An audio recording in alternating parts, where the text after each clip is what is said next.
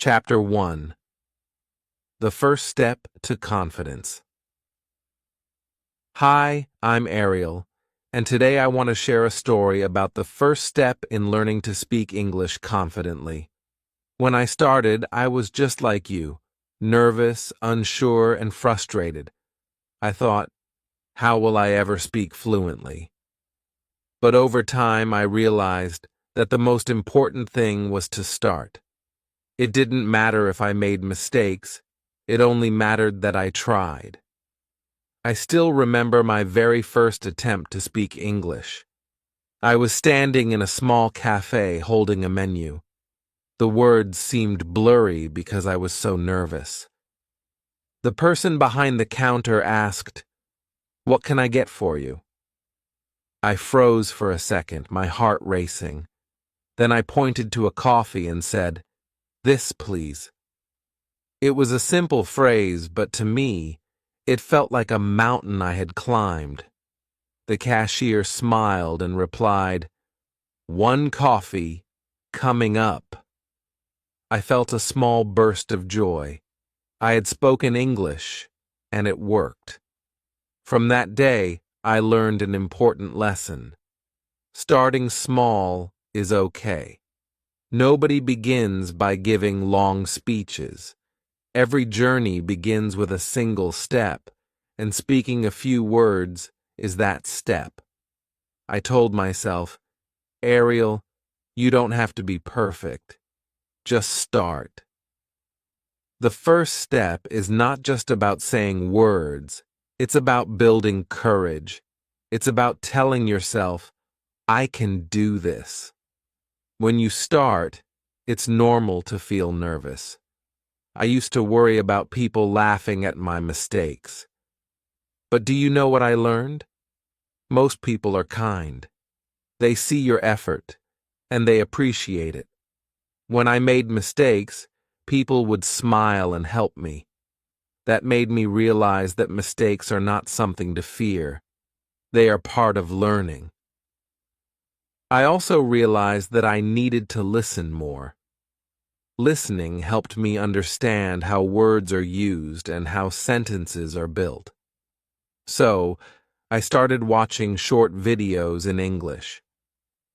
At first, I didn't understand everything, but I focused on the words I knew. I repeated them out loud, even if I was alone. It felt silly at first, but it worked. Over time, I started to understand more. Another thing that helped me was writing down new words. When I heard a word I didn't know, I wrote it in a small notebook. For example, one day I heard someone say, "delicious." I asked a friend, "What does delicious mean?" They explained, "It means very tasty."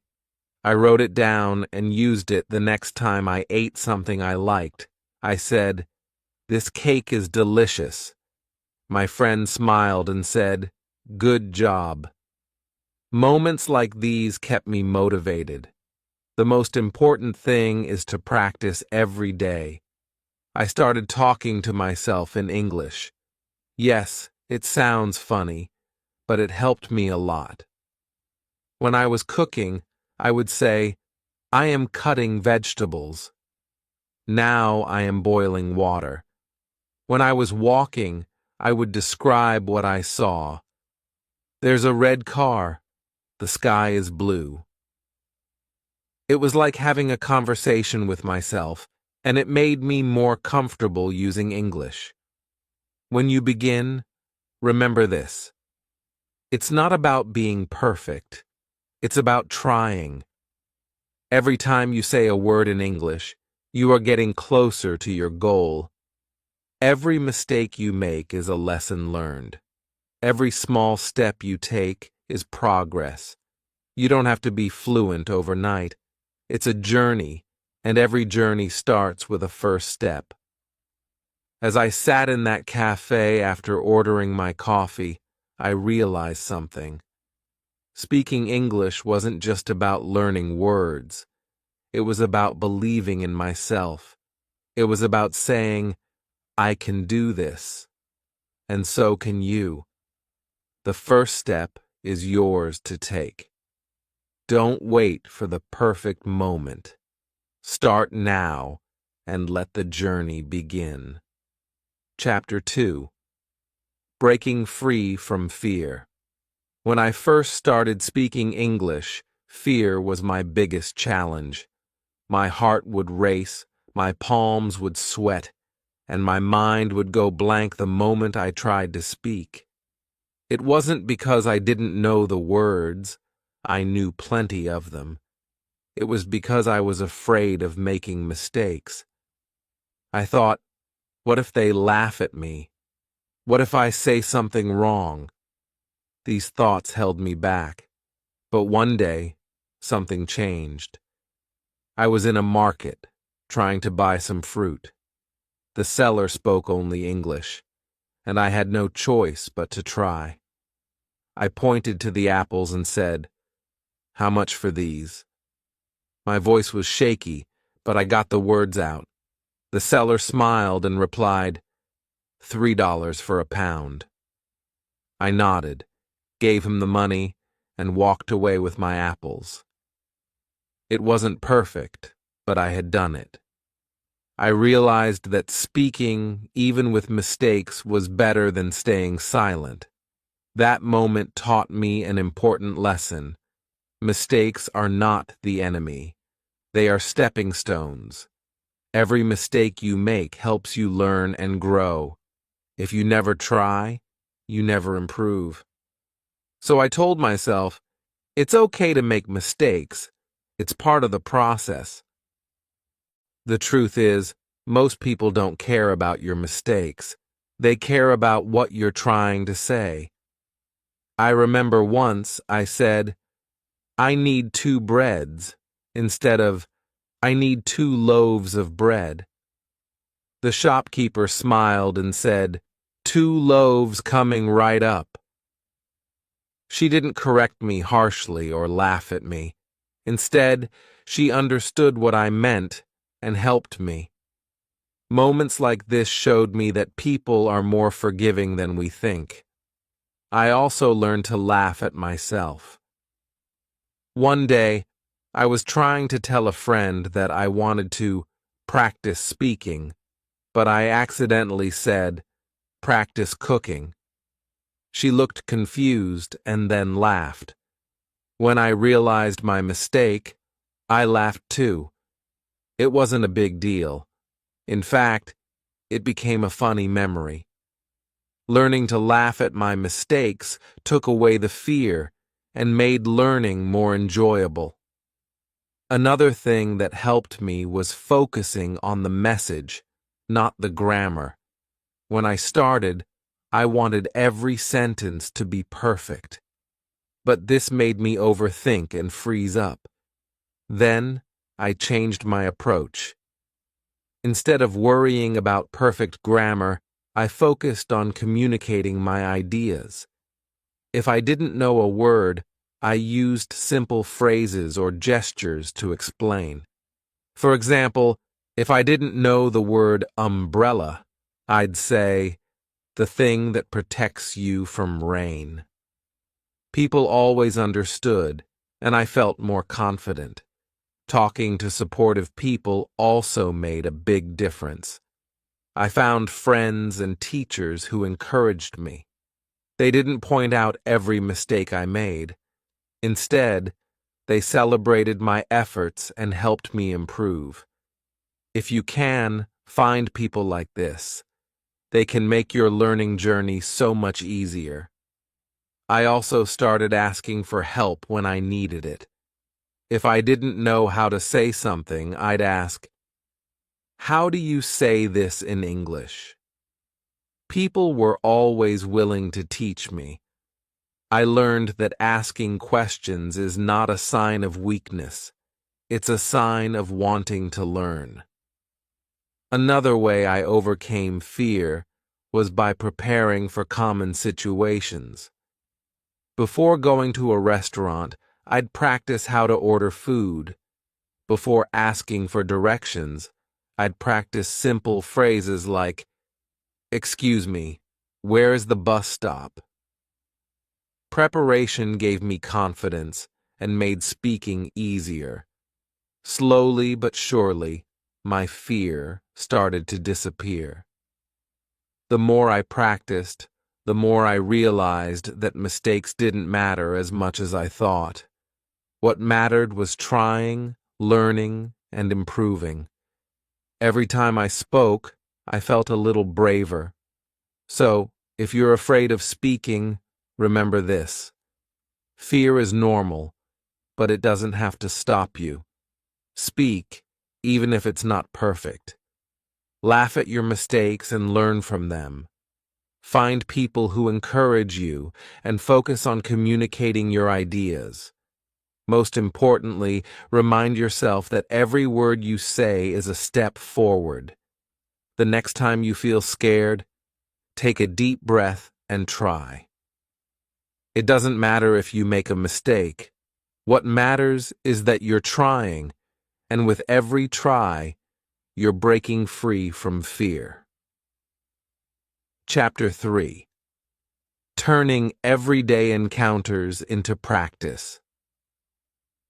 Learning to speak English doesn't always mean sitting in a classroom or reading a textbook.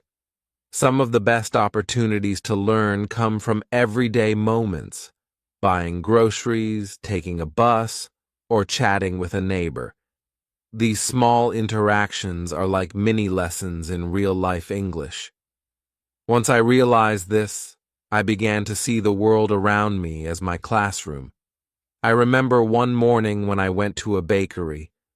I wanted to buy a loaf of bread and some cookies.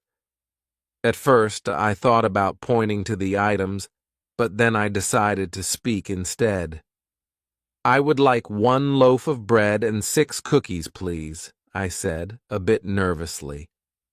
The cashier smiled and said, "Sure, anything else?" I shook my head and said, "No, thank you." It was a simple exchange, but it made me feel proud. I had used English in a real situation. That day, I realized something important. Every conversation is a chance to practice. Whether it's asking for the price of apples at the market or ordering coffee at a cafe, these moments help you improve. They teach you new words, show you how people naturally speak, and build your confidence. One of the best ways I practiced was by asking questions. Whenever I didn't understand something, I asked, "What does this mean?" or "Can you explain this?" People were always kind and willing to help. For example, at a store, I saw a sign that said, "Buy one, get one free." I asked the cashier, "What does this mean?" She explained, "If you buy one item, you get another one for free."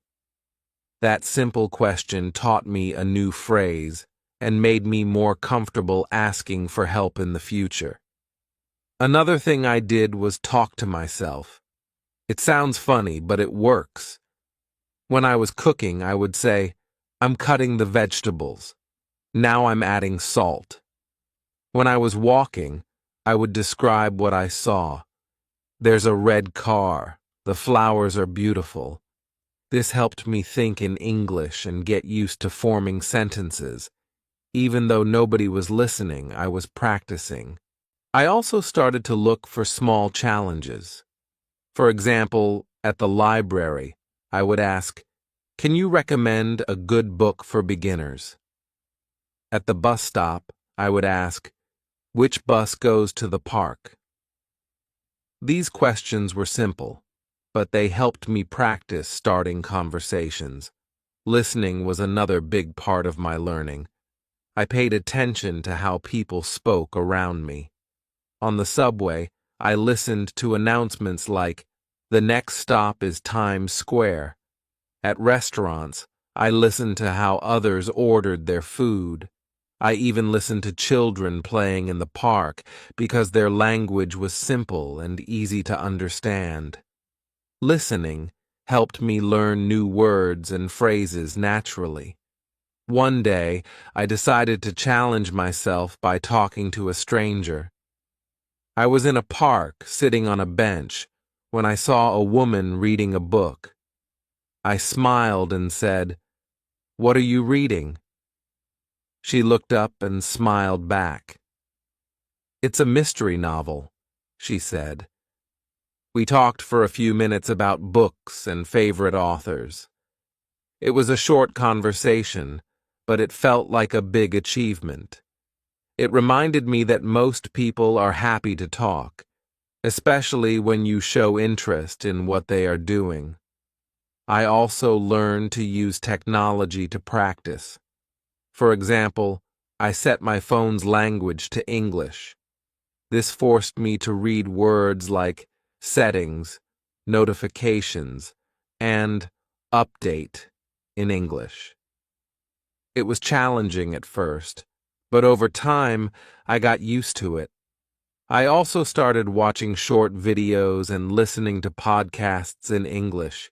These helped me hear how words are pronounced and used in everyday life. The key to improving through everyday encounters is consistency. I made it a habit to practice speaking every day, even if it was just a few sentences.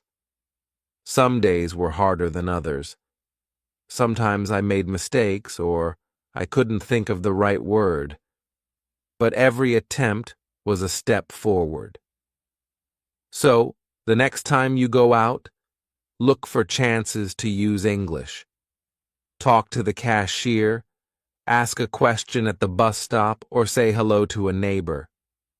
These moments may seem small, but they are powerful. They help you practice, build your confidence, and make English a part of your daily life. Everyday encounters are not just practice, they are progress. With each conversation, you are learning, growing, and becoming more confident. So go ahead, speak up, and make the most of every opportunity. You'll be amazed at how much you can improve just by using the English around you. Chapter 4: Setting Goals and Staying Motivated. When I started learning English, I often felt lost. I didn't know where to begin or how to measure my progress. That's when I realized the importance of setting goals. Goals gave me a clear direction and kept me motivated, even when learning felt hard. In this chapter, I want to share how setting goals changed my journey and how it can help you too. At first, my goal was very broad. I want to speak English fluently. It sounded good, but it wasn't specific. I didn't know how to get there. Then, a friend gave me some advice. Break your big goal into smaller, clear steps. That's when I started setting smaller goals. For example, instead of saying, "I want to be fluent," I said, "This week I will learn 10 new words," or "Today I will practice introducing myself." These smaller goals felt achievable, and every time I reached one, I felt proud and motivated to keep going. One of the first specific goals I set was to introduce myself in English without hesitation. I practiced saying, "Hi, my name is Ariel. I am from Spain. I enjoy cooking and traveling." At first, I practiced in front of a mirror. Then I tried it with friends at my language club. Finally, I used it when meeting new people. Each time, I felt a little more confident. Reaching this small goal showed me that I could improve with effort. Another goal I set was to hold a short conversation. For example, I decided to talk to my neighbor about the weather. I said, "Good morning. It's sunny today. Do you like warm weather?" The conversation was brief, but it was a big step for me. Afterward, I wrote it down in my notebook and thought about what went well and what I could improve. Having a clear purpose also helped me stay motivated. I thought about why I wanted to learn English. For me, it was about connecting with people from different countries and having more opportunities in life. I imagined myself traveling to new places, talking to locals, and feeling confident. Whenever I felt tired or discouraged, I reminded myself of these dreams. They gave me the energy to keep going. Another thing that helped was creating fun and creative goals. For example, I set a goal to watch a short movie in English and understand at least half of it. I chose a simple movie with subtitles and wrote down new words I heard. Watching movies became both fun and educational, and it didn't feel like hard work. Sometimes, I struggled to stay motivated. There were days when I felt like I wasn't improving or that speaking English was too hard. On those days, I reminded myself to celebrate small wins. For example, if I learned one new word or understood one sentence better than before, I told myself, "You're making progress." These small victories kept me going. I also made a habit of rewarding myself. If I reached a weekly goal, like learning 20 new words or practicing speaking for 30 minutes, I treated myself to something I enjoyed. Sometimes it was a piece of cake, other times a relaxing walk in the park. These rewards made the learning process feel more enjoyable. Sharing my goals with others also helped. I told my friends at the language club about my goals, and they shared theirs with me. We encouraged each other and celebrated each other's progress. For example, one friend wanted to practice ordering food in English, so we went to a cafe together. She practiced ordering, and I practiced asking questions about the menu. It was fun and helpful for both of us. One day, I decided to set a big goal, to give a short speech in English at my language club. It was scary, but I worked on it step by step. First, I wrote the speech in simple English. Then, I practiced it every day, focusing on pronunciation and confidence. When the day came, I was nervous, but I did it. Everyone clapped and encouraged me. That moment was a turning point. It showed me that I could achieve anything if I worked hard and stayed focused. Goals are powerful because they give you something to aim for. They help you track your progress and keep you motivated. Whether your goal is to introduce yourself, hold a conversation, or speak in front of a group, every goal you set brings you closer to fluency. As you set your goals, remember to make them clear and achievable. Start small, celebrate your wins, and don't be afraid to dream big. Stay focused on your purpose and enjoy the journey. With each goal you reach, you'll feel stronger, more confident, and more excited about learning English. Chapter 5. Practical Methods for Improvement. When I started learning English, I often asked myself, how can I improve faster? I wanted practical methods that I could use every day, even outside of class. Over time, I discovered several techniques that helped me improve not just my speaking, but also my listening, vocabulary, and confidence. In this chapter, I will share these methods with you. The first method I found very useful was shadowing. Shadowing means listening to a native speaker and repeating what they say, almost like you are their shadow.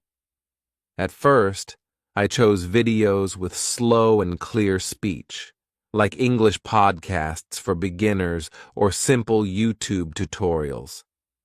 I played a sentence, paused, and repeated it, trying to copy the speaker's pronunciation, rhythm, and tone. At first, it was challenging.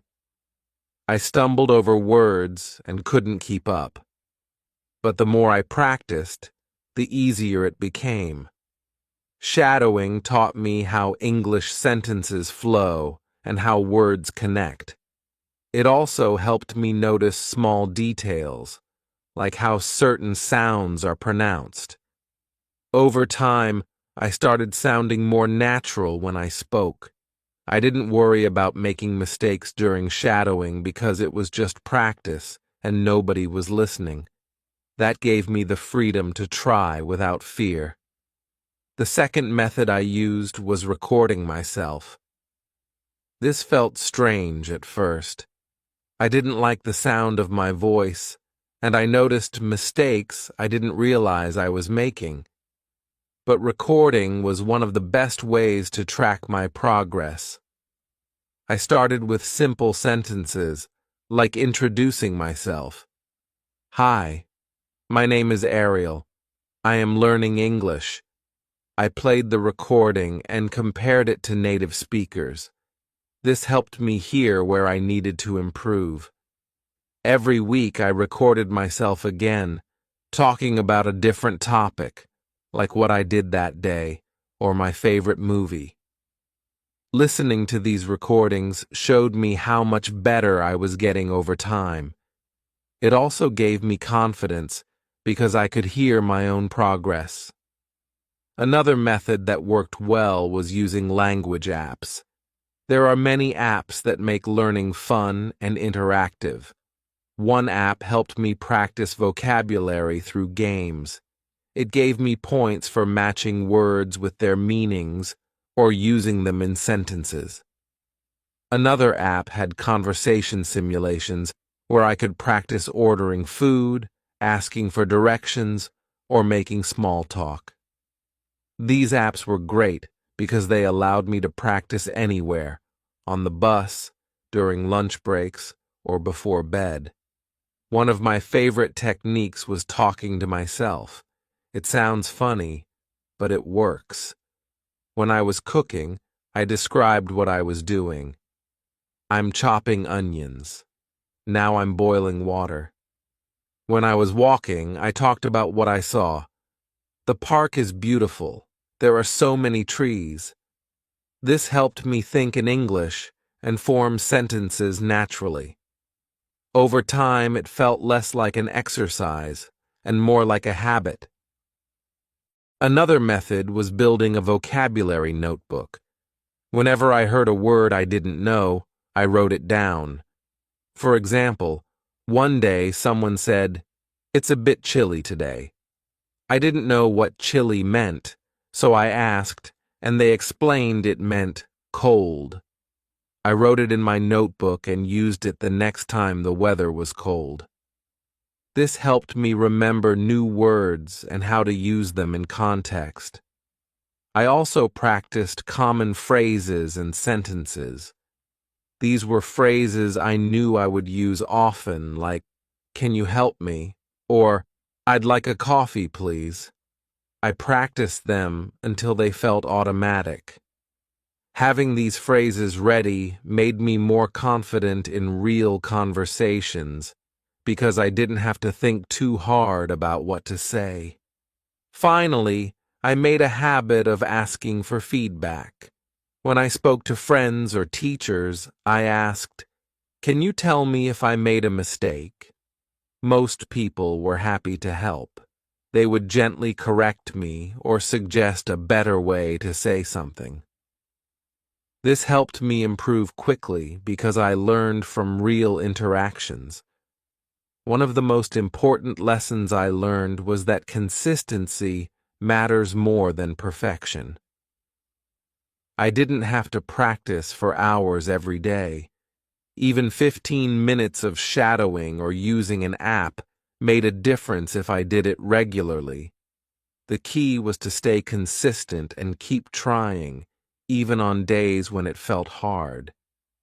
These methods, shadowing, recording, using apps, talking to myself, and asking for feedback helped me improve step by step. They made learning English practical and fun. Each technique taught me something new and brought me closer to fluency. If you're looking for ways to improve, try these methods. Start with one or two that feel comfortable, and then add more as you go.